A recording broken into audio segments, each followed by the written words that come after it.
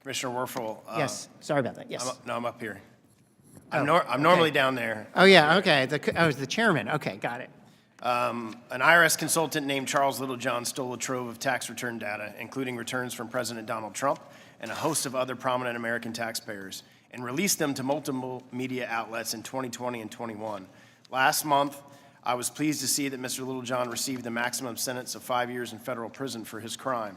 In addition to criticizing the Biden administration's DOJ for only bringing one criminal count against Mr. Littlejohn, Judge Anna Reyes told Mr. Littlejohn at his sentencing that his crusade to violate President Trump's rights was an attack on our constitutional democracy, and I could not agree more. What troubles me even more is that the IRS has taken far too long to implement the corrective actions necessary to ensure that other American taxpayers do not become victims of a rogue IRS employee like Mr. Littlejohn. The Treasury Inspector General for Tax Administration recently reported that the IRS failed to ensure that all its sensitive systems provide accurate audit trail logs to monitor and identify unauthorized access. Essentially, TIGTA is saying that you did not know when sensitive taxpayer information was illegally accessed. I understand Mr. Neal asked you about this, and you said that you guys have taken corrective action since that report came out. Was it last week, February 6th? What specific actions have you taken, and have you taken all three of the recommendations that TIGTA made in their report? Yes, we've taken a bunch of actions. I'll be very quick just to kind of give you a flavor of them. We've reduced the number of users. We've put more robust encryption in place. We've strengthened our oversight. We have improved our access logs. We've eliminated more removable media. We've put in place tighter email controls, new printer controls, and on and on and on. And on this point, this is such a critical point on the audit trails in our systems. TIGTA had identified, I think it was somewhere between 300 and 400 systems in the IRS that had sensitive data that didn't have the appropriate audit trails. I required the team, I think it was almost like my third or fourth day at the IRS. I said, I want audit trails in every one of those systems consistent with TIGTA's requirements.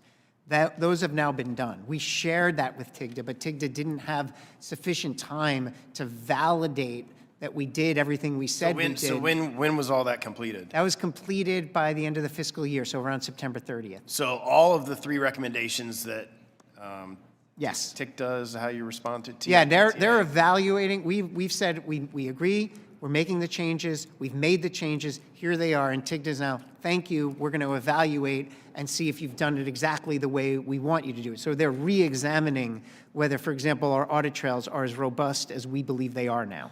So they're re-examining. So I'm just trying to understand when, because their report just came out. Yes. So like you've been there a year. Yes. When did you? And I mean, this goes back to the returns were leaked in 2019. It was published in 2020. Then Mr. Littlejohn leaked a second batch in 2020 to ProPublica, which was yes. published in 21. Obviously, you weren't there, so I'm not asking you to vie for what happened during that period of time. But you've been there a year. So is it your testimony today that since you've been there, this has obviously happened, you've started taking corrective actions on these audit? Oversight review from TIGTA, we've said it's like we've handed in our assignment. We've put in all the audit trails to the systems that you've identified needed audit trails, and they're reviewing that to ensure that we didn't miss any. So I want to make it clear to the American people today. So the three recommendations that were in the report last week that they made, you are stating under oath today that those have been made by the IRS. All of the recommendations in the report.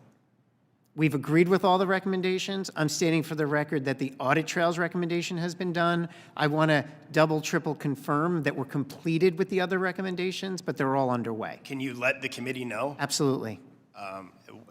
When can we expect that information? I can probably get back to you by tomorrow or Monday's holiday, Tuesday. If you could give that to the chair to disseminate to the committee, I would absolutely appreciate it. In the 30 seconds I have left, please. We have, in my district, was decimated by Hurricane Ian. In the tax package we just sent to the Senate, which obviously isn't going to pass by today, the extension deadline, all of the people in my district for 2022 tax year are now going to be forced to, by today, file their extension and then have to do an amended return.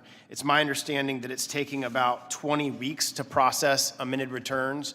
What assurances can you give all of the Americans in 45 states who've been affected by a natural disaster who are now going to have to file an amended return that is not going to take 20 weeks to get their money back from the IRS. This is a challenging issue, Mr. Chairman.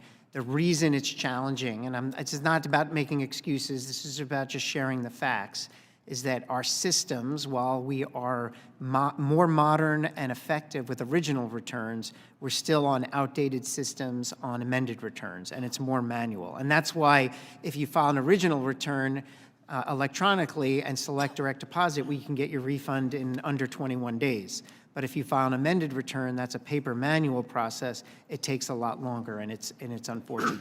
Since I gave Mrs. Moore a little bit of extra time, I'll take a little extra time. So what are you guys doing to remediate that? Like, why does it require a paper return? Is there efforts in place to? Absolutely, yeah. We're doing a bunch of different things. First of all, leaning out our process to see if we can close the gap on those 20 weeks, and also taking the steps to automate our entire infrastructure.